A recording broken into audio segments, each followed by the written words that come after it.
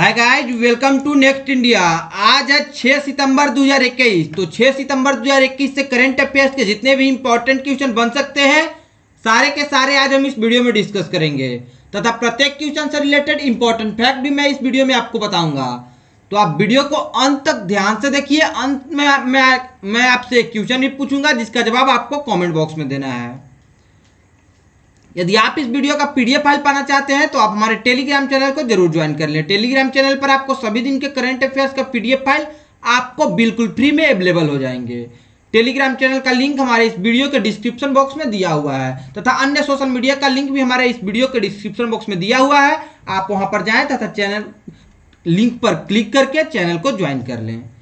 चलिए तो अब स्टार्ट करते हैं आज का सेशन। आज का सेशन का पहला प्रश्न है,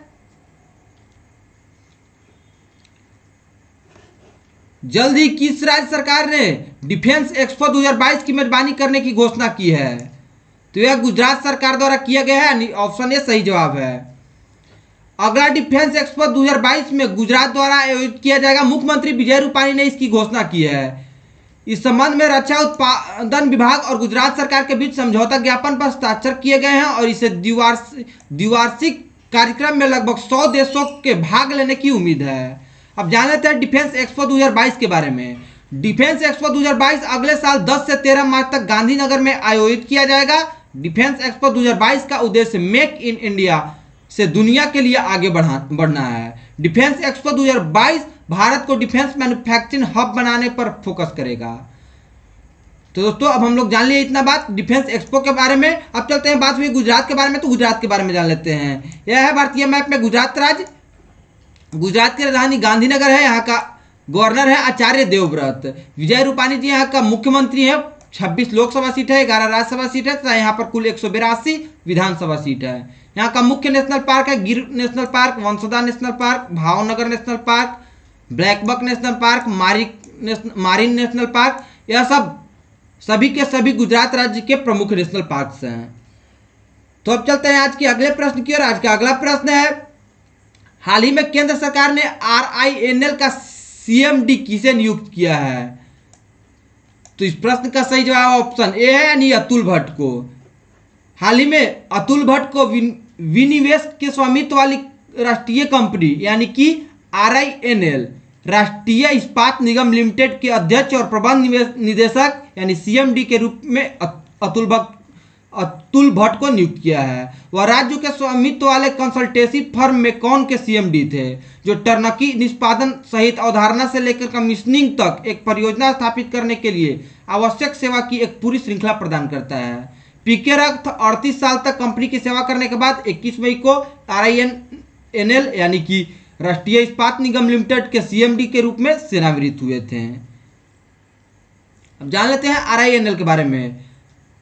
राष्ट्रीय इस्पात निगम लिमिटेड आंध्र प्रदेश के विशाखापट्टनम में स्थित एक विशेष इस्पात बनाने वाली कंपनी है। कंपनी बिना किसी कैप्टिव लौ अयस्क खदानों के राज्य में 7.3 मिलियन टन स्टील प्लांट का मालिक है और उसका संचालन करती है। आर्थिक मामलों की मंत्रिमंडलीय समिति यानी कि CCEA के निजीकरण के माध्यम से रणनीतिक विनिवेश के माध्यम से RINL में सरकारी हिस्सेदारी के 100% विनिवेश के साथ सहायक कंपनियों संयुक्त उद्यमों में कंपनी की हिस्सेदारी के लिए सैद्धांतिक मंजूरी दे दी है।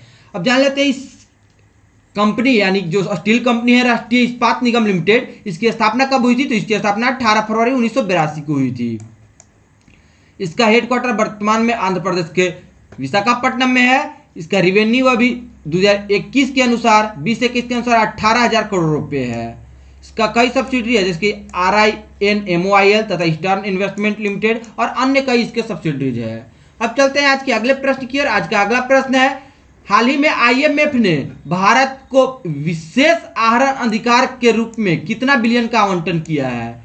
तो इस प्रश्न का सही जवाब ऑप्शन बी यानी कि 12.57 बिलियन है। IMF यानी कि इंटरनेशनल मॉनेटरी फंड। IMF ने भारत को विशेष आहरण अधिकार यानी स्पेशल ड्रॉइंग राइट्स के रूप में 12.57 बिलियन लगभग 17.86 अरब अमेरिकी डॉलर का आवंटन किया है। इसके साथ ही भारत की कुल SDR होल्डिंग 13.66 अरब SDR यानी कि लगभग 19.41 अरब अमेरिकी डॉलर के बराबर हो गई है। एसडीआर भारत के विदेशी मुद्रा भंडार के घटकों में से एक है, इसलिए विदेशी मुद्रा भंडार यानी एफईआर अब बढ़ गया है। आईएमएफ ने अपने सभी सदस्य देशों को कुल एसडीआर 456 बिलियन आवंटित किया है, जिसमें से भारत को एसडीआर 12.57 मिला है। अब बात हुई आईएमएफ के बारे में, तो आईएमएफ के बारे में जान लेते हैं। यह है आईएमएफ का लोगो। आईएमएफ का फुल फॉर्म होता है इंटरनेशनल मॉनेटरी फंड। आईएमएफ का मुख्यालय वाशिंगटन डीसी यूएसए में है तथा इसका प्रबंध निदेशक तथा अध्यक्ष है क्रिस्टोलिना जॉर्जिवा। आईएमएफ के मुख्य अर्थशास्त्री हैं गीता गोपीनाथ। तो इतना बात हम लोग आईएमएफ के बारे में जान लिए। अब चलते हैं आज के अगले प्रश्न की ओर। आज का अगला प्रश्न है, हाल ही में किसने छठे पूर्वी आर्थिक मंच 2021 को संबोधित किया है? तो दोस्तों इस प्रश्न का सही जवाब है ऑप्शन ए यानी कि नरेंद्र मोदी ने। नरेंद्र मोदी ने हाल ही में छठे पूर्वी आर्थिक मंच 2021 को संबोधित किया है, यानी इस प्रश्न का सही जवाब ऑप्शन ए है। प्रधानमंत्री नरेंद्र मोदी ने वीडियो कॉन्फ्रेंसिंग के माध्यम से रूस के व्लादिवोस्तोक में आयोजित छठे पूर्वी आर्थिक मंच यानी 6th ईस्टर्न इकोनॉमिक फोरम के पूर्ण सत्र को संबोधित किया है। पेट्रोलियम और प्राकृतिक गैस मंत्री हरदीप सिंह पुरी और प्रमुख भारतीय तेल और गैस कंपनियों के नेतृत्व में एक भारतीय प्रतिनिधिमंडल रूस में ईईएफ शिखर सम्मेलन 2021 में भाग ले रहा है। अब चलते हैं आज के अगले प्रश्न की ओर। आज का अगला प्रश्न है, हाल ही में किस विश्वविद्यालय ने टाइम्स वर्ल्ड यूनिवर्सिटी रैंकिंग 2022 में टॉप किया है? तो दोस्तों इस प्रश्न का सही जवाब ऑप्शन बी यानी कि ऑक्सफोर्ड विश्वविद्यालय है। हाल ही में ऑक्सफोर्ड यूनिवर्सिटी ने टाइम्स वर्ल्ड यूनिवर्सिटी रैंकिंग 2022 में टॉप किया है।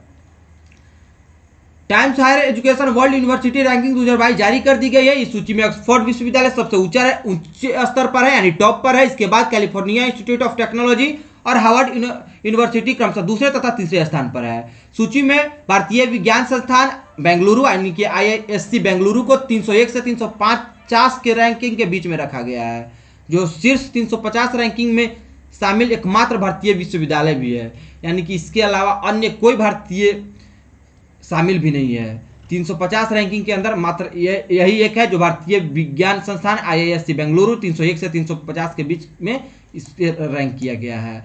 अब जान लेते हैं कौन सा कितने स्थान पर आया है। 3 भारतीय संस्थान जिसमें एक रहा है 301 से 350 के बीच आईआईएससी बेंगलोर, आईआईटी रोपड़ रहा है 351 से 400 के बीच, आईआईटी इंदौर रहा है 401 से 500 के बीच। Times Higher Education World University ranking 2022 में 99 देशों और क्षेत्रों के रिकॉर्ड 1662 विश्वविद्यालय शामिल है। इसमें रैंकिंग 13 संतुलित प्रदर्शन संकेतों पर आधारित किया गया है। अब दुनिया के 5 शीर्ष विश्वविद्यालय में कौन टॉप पर है उसके बारे में जान लेते हैं। पहला पर ऑक्सफोर्ड यूनिवर्सिटी जो यूके का है, California institute of technology US का है, हार्वर्ड यूनिवर्सिटी यूएस का है, स्टैनफोर्ड यूनिवर्सिटी यूएस का है तथा कैम्ब्रिज यूनिवर्सिटी यूके का है। यह इन 5 यूनिवर्सिटीज ने टॉप 5 में रैंक किया है। तो अब चलते हैं आज के अगले प्रश्न की ओर। आज का अगला प्रश्न है, हाल ही में जारी आंकड़े के अनुसार भारतीय दुनिया का कैवां सबसे बड़ा यूनिकॉर्न इकोसिस्टम बन गया है? तो यूनिकॉर्न इकोसिस्टम सबसे बड़ा तीसरा बन गया, यानी इस प्रश्न का सही जवाब ऑप्शन सी है। हुरून रिसर्च इंस्टीट्यूट ने Hurun India future unicorn list 2021 जारी की है, जिसके अनुसार भारत दुनिया का तीसरा सबसे बड़ा यूनिकॉर्न या स्टार्टअप इकोसिस्टम है। इसमें अमेरिका शीर्ष पर है, जिसके बाद चीन दूसरे स्थान पर है। सूची के अनुसार वर्तमान में भारत में कुल 51 यूनिकॉर्न स्टार्टअप है, जबकि संयुक्त राज्य अमेरिका में 396 और चीन में 277 यूनिकॉर्न स्टार्टअप है। तो इतना बात हम लोग जान लिए कि भारत दुनिया में तीसरा सबसे बड़ा यूनिकॉर्न इकोसिस्टम बन गया है। हाल ही में हुरून रिसर्च इंस्टीट्यूट ने जो Hurun India future unicorn list जारी किया है उसमें इंडिया टॉप 3 पर है। फर्स्ट पर अमेरिका, दूसरा पर चीन तथा तीसरा पर इंडिया है।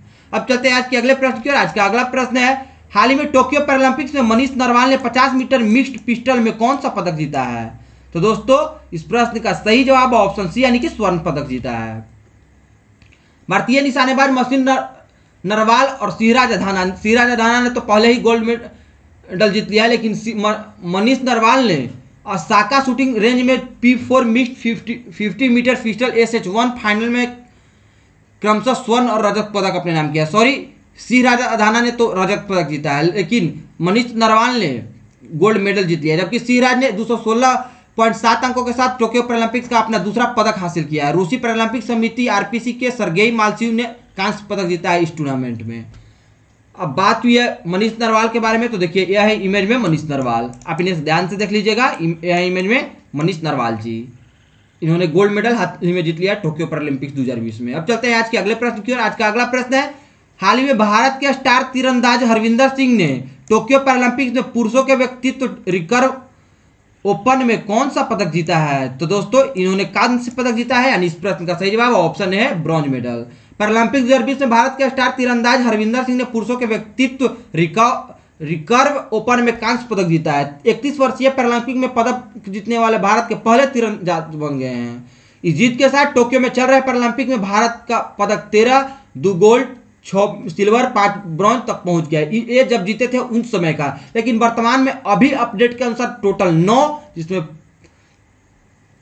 5 गोल्ड शामिल है, टोटल 19 मेडल अभी तक भारत द्वारा जीत लिया गया है। आज टोक्यो पैरालंपिक्स का अंतिम दिन था, यानी 5 सितंबर संडे को अंतिम दिन था। 24 सितंबर से लेकर 24 अगस्त से लेकर 5 सितंबर तक टोक्यो पैरालंपिक्स चला, तथा उसके पहले टोक्यो ओलंपिक चला था। इसमें भारत कुल 7 मेडल जीता था। अभी तक कुल 19 मेडल जीत लिया है, हो सके तो आज और जीत जाए, लेकिन आज लास्ट इसका दिन था, तो अभी तक अपडेट के अनुसार 19 जीत लिया। हो सके और अपडेट आ जाए, लेकिन अभी तक टोक्यो पैरालंपिक्स में भारत की तरफ से 19 मेडल ही जीता गया है। अब चलते हैं, जान लेते हैं आर्चर हरविंदर सिंह को। यह इमेज में आर्चर हरविंदर सिंह, आप इन्हें ध्यान से देख लीजिएगा। यह एक कांस्य पदक विजेता है भारत की तरफ से। अब चलते हैं आज के अगले प्रश्न की ओर। आज का अगला प्रश्न है, हाल ही में HDFC लाइफ ने कितने रुपए में एक्साइड लाइफ इंश्योरेंस का अधिग्रहण किया है? तो इस प्रश्न का सही जवाब है ऑप्शन बी, यानी कि 6687 करोड़ रुपए में। HDFC लाइफ ने एक्साइड लाइफ इंश्योरेंस कंपनी में स्टॉक और नगद सौदे में 6887 करोड़ रुपए में 100% हिस्सेदारी हासिल करने की घोषणा की है। इसके बाद एक्साइड लाइफ का विलय HDFC लाइफ के साथ किया जाएगा, जो नियामकीय मंजूरी के अधीन होगा। एक्साइड लाइफ बैटरी निर्माता एक्साइड इंडस्ट्रीज की पूर्ण स्वामित्व वाली यह सहायक कंपनी है। यह अधिग्रहण जीवन बीमा क्षेत्र में पहले और सबसे बड़े अधिग्रहणों में से एक होगा। अब बात हुई है HDFC के बारे में, तो HDFC के बारे में जान लेते हैं। HDFC बैंक का यह एक फाइनेंशियल सर्विस कंपनी है। इसके CEO शशिधर जगदीशन है। इसके owner housing development finance corporation है। इसका हेडक्वार्टर मुंबई में है। इसकी स्थापना अगस्त 1994 में भारत में की गई थी। इसके कई सब्सिडीज जैसे कि HDFC securities, HDB financial services limited तथा अन्य कई सब्सिडीज भी है। अब बात हुई एक और बात, HDFC लाइफ मुख्यालय कहाँ है? तो HDFC लाइफ का मुख्यालय मुंबई में है। HDFC लाइफ का CEO कौन है? तो विभा पडलकर है। तथा इसकी स्थापना कब की गई थी? तो इसकी स्थापना 2000 में की गई थी। तो इतना बात हम लोग HDFC लाइफ तथा HDFC बैंक के बारे में जान लिए। यह है HDFC बैंक का लोगो, आप इसे ध्यान से देख लीजिएगा। अब चलते हैं आज के अगले प्रश्न की ओर। आज का अगला प्रश्न है, हाल ही में इंजीनियर्स इंडिया लिमिटेड की पहली महिला अध्यक्ष और प्रबंध निदेशक के रूप में कार्यभार किसने संभाला है? तो दोस्तों इस प्रश्न का सही जवाब है ऑप्शन है, यानी कि वर्तिका शुक्ला ने। हाल ही में इंजीनियर्स इंडिया लिमिटेड की पहली महिला अध्यक्ष और प्रबंध निदेशक के रूप में वर्तिका शुक्ला ने कार्यभार संभाला है। यह इमेज में वर्तिका शुक्ला। अब जान लेते हैं वर्तिका शुक्ला के बारे में। भारतीय प्रौद्योगिकी संस्थान कानपुर से केमिकल इंजीनियरिंग में स्नातक शुक्ला 1988 में EIL में शामिल हुई और उनके पास रिफाइनिंग, गैस प्रसंस्करण, पेट्रोकेमिकल्स और उर्वरकों में परिसरों के डिजाइन, इंजीनियरिंग और कार्यान्वयन सहित व्यापक परामर्श अनुभव है। इंजीनियरिंग इंडिया लिमिटेड की स्थापना कब हुई थी? तो इसकी स्थापना 1965 में हुई थी। तो इतना बात हम लोग जान लिए वर्तिका शुक्ला के बारे में। अब चलते हैं आज के अगले प्रश्न की ओर। आज का अगला प्रश्न है, हाल ही में किस राज्य सरकार ने राजीव गांधी के नाम पर साइंस सिटी की स्थापना करने की घोषणा की है? तो दोस्तों इस प्रश्न का सही जवाब है ऑप्शन बी, यानी कि महाराष्ट्र। महाराष्ट्र सरकार ने छात्रों के बीच वैज्ञानिक दृष्टिकोण विकसित करने और उन्हें भविष्य में छात्र बनने के लिए तैयार करने के लिए पुणे के पास पिंपरी चिंचवड में एक विश्व स्तरीय विज्ञान शहर स्थापित करने का निर्णय लिया है। Bharat Ratna Rajiv Gandhi Science Innovation City के रूप में नामित करने के लिए PCMC क्षेत्र में 8 एकड़ के परिसर में 1 एकड़ क्षेत्र में एक विज्ञान केंद्र विकसित किया जाएगा। PCMC क्षेत्र में साइंस सिटी बनाने के लिए केंद्र ने 191 करोड़ रुपए की सहायता प्रदान की है। अब बात हुई महाराष्ट्र सरकार के बारे में, तो महाराष्ट्र के बारे में जान लेते हैं। यह है भारतीय मैप में महाराष्ट्र राज्य। महाराष्ट्र की राजधानी मुंबई है। यहाँ का राज्यपाल भगत सिंह कोश्यारी जी हैं। मुख्यमंत्री उद्धव ठाकरे जी हैं। 48 यहाँ पर लोकसभा सीट है, 19 राज्यसभा सीट है तथा टोटल 288 विधानसभा सीट है। यहाँ पर कुल लेजिस्लेटिव काउंसिल की सीटों की संख्या 78 है। यहाँ का मुख्य नेशनल पार्क है Sanjay Gandhi national park, Tadoba national park. अब चलते हैं आज के अगले प्रश्न की ओर। आज का अगला प्रश्न है, हाल ही में किस देश के शहर बर्नाबी ने 5 सितंबर को गौरी लंकेश दिवस घोषित किया है? तो इस प्रश्न का सही जवाब है ऑप्शन बी, यानी कि कनाडा के शहर बर्नाबी ने 5 सितंबर को गौरी लंकेश दिवस घोषित किया है। कनाडाई शहर बर्नाबी ने 5 सितंबर को गौरी लंकेश की पुण्यतिथि पर श्रद्धांजलि देने के लिए गौरी लंकेश दिवस घोषित किया है। बर्नाबी के मेयर माइकल हर्ले के कार्यालय द्वारा जारी उद्घोषणा में कहा गया है कि गौरी लंकेश एक साहसी भारतीय पत्रकार थी जो सच्चाई और न्याय के लिए खड़ी हुई, अंधविश्वास और सामाजिक बुराइयों को चुनौती दी और गरीबों और उत्पीड़नों की सेवा के लिए अपना जीवन समर्पित कर दिया। तो बात हुई अब दोस्तों कनाडा के बारे में, तो हम लोग कनाडा के बारे में जान लेते हैं। कनाडा का राजधानी है ओटावा तथा यहाँ का करेंसी है कनाडियन डॉलर। यहाँ का ऑफिशियल लैंग्वेज है इंग्लिश तथा फ्रेंच। यहाँ का प्राइम मिनिस्टर है जस्टिन ट्रूडियो। यह है हरा कलर से डिनोटेड कनाडा देश, जो कि यहाँ पर जितना भी हरा कलर से डिनोटेड है सब कनाडा देश है। अब चलते हैं आज के अगले प्रश्न की ओर। आज का अगला प्रश्न है, हाल ही में यानी जल्द ही किस देश द्वारा अंतर्राष्ट्रीय जलवायु शिखर सम्मेलन 2021 पर आयोजित सम्मेलन की मेजबानी की जाएगी? यह भारत द्वारा की जाने वाली मेजबानी है, यानी इस प्रश्न का सही जवाब भारत है। भारत स्वच्छ ऊर्जा की ओर परिवर्तन के लिए एक संवाद का निर्माण करने के लिए अंतर्राष्ट्रीय जलवायु शिखर सम्मेलन यानी कि ICS 2020-21 के हिस्से के रूप में महत्वपूर्ण सम्मेलन की मेजबानी करने के लिए पूरी तरह तैयार है। दुनिया भर के नीति निर्माता, नियामक, उद्योग जगत के नेता, विशेषज्ञ और वैज्ञानिक जलवायु शिखर सम्मेलन का हिस्सा बनते जा रहे हैं। अब चलते हैं आज के अगले प्रश्न की ओर। आज का अगला प्रश्न है, हाल ही में किस राज्य सरकार ने बागवानी और कृषि क्षेत्रों को बढ़ावा देने के लिए 2 क्रेडिट लिंक्ड योजनाएं शुरू की है? तो दोस्तों यह योजना अरुणाचल प्रदेश द्वारा की गई है, यानी इस प्रश्न का सही जवाब ऑप्शन सी है। Arunachal government launch 2 credit linked scheme to boost horticulture and agriculture sector. तो यह अरुणाचल प्रदेश के द्वारा किया गया है। यह रहा न्यूज अरुणाचल प्रदेश का। अब बात हुई अरुणाचल प्रदेश के बारे में, तो अरुणाचल प्रदेश के बारे में जान लेते हैं। यह इमेज में पेमा खांडू चीफ मिनिस्टर है, यहाँ का बीच में जो है पेमा खांडू चीफ मिनिस्टर हैं। अरुणाचल प्रदेश यह इमेज में भारत के मैप में अरुणाचल प्रदेश की राजधानी ईटानगर है। BD मिश्रा यहाँ का राज्यपाल है। पेमा खांडू यहाँ का मुख्यमंत्री है। 2 लोकसभा सीट है, 1 राज्यसभा सीट है तथा कुल 60 विधानसभा सीट है। यहाँ पर एक मुख्य नेशनल पार्क है जिसका नाम है नामदफा नेशनल पार्क। अब चलते हैं आज के अगले प्रश्न की ओर। आज का अगला प्रश्न है और आज का अंतिम प्रश्न है, हाल ही में तालिबान सरकार का नेतृत्व करने के लिए अफगानिस्तान के सर्वोच्च नेता के रूप में किसे चुना गया है? तो दोस्तों इस प्रश्न का सही जवाब ऑप्शन ए है, यानी कि तालिबान सरकार का नेतृत्व करने के लिए अफगानिस्तान के सर्वोच्च नेता के रूप में मुल्ला हेबतुल्ला अखुंदजादा को चुना गया है। यह इमेज में Mullah Hibatullah Akhundzada. Mullah Hibatullah Akhundzada confirmed as supreme leader of Afghanistan to Taliban government. यह 60 वर्ष के हैं। इन्हें हाल ही में तालिबान गवर्नमेंट के यानी तालिबान सरकार के लिए अफगानिस्तान में सुप्रीम लीडर नियुक्त किया गया है, यानी कि चुना गया है। इनका नाम है मुल्ला हेबतुल्ला अखुंदजादा। आप इन्हें इमेज में देखिए, यह 60 वर्ष के हैं। अब बात हुई अफगानिस्तान के बारे में, तो अफगानिस्तान के बारे में जान लेते हैं। अफगानिस्तान की राजधानी काबुल है। यहाँ का करेंसी अफगानी है। दारी पर्शियन तथा पाश्तो यहाँ का लैंग्वेज है तथा यहाँ का न्यू प्रेसिडेंट है मुल्ला बरदार तथा यहाँ का फॉर्मर प्रेसिडेंट तथा यहाँ का यानी कि पिछले यहाँ का प्रेसिडेंट थे अशरफ गानी। यह है अशरफ गानी, जो तालिबानियों ने जब अटैक कर लिया तो तालिबानियों ने अपना एक अलग ही राष्ट्र बना लिया है, तालिबानियों का मुस्लिम राष्ट्र, यानी कि वही अफगानिस्तान को ही। तो यहाँ का अपना यह प्रेसिडेंट चुन लिया है जिनका नाम है मुल्ला बरदार। मुल्ला बरदार यहाँ इमेज में मुल्ला बरदार तथा फॉर्मर प्राइम प्रेसिडेंट जो कि अशरफ गानी है, जो तजाकिस्तान में भाग गए थे जब तालिबानियों में वहाँ काबुल पर कब्जा किया। तो यह है पहले के राष्ट्रपति अशरफ गानी तथा यह है नए जो प्रेसिडेंट बने हैं तालिबान का मुल्ला बरदार। आप इन दोनों को ध्यान से देख लीजिएगा। इनके डर से इन्होंने भाग गया तथा यह इन्होंने अपना देश भी छोड़ दिया। इन पर कई आरोप है कि इन्होंने बहुत सारा पैसा लेकर भी भागा है।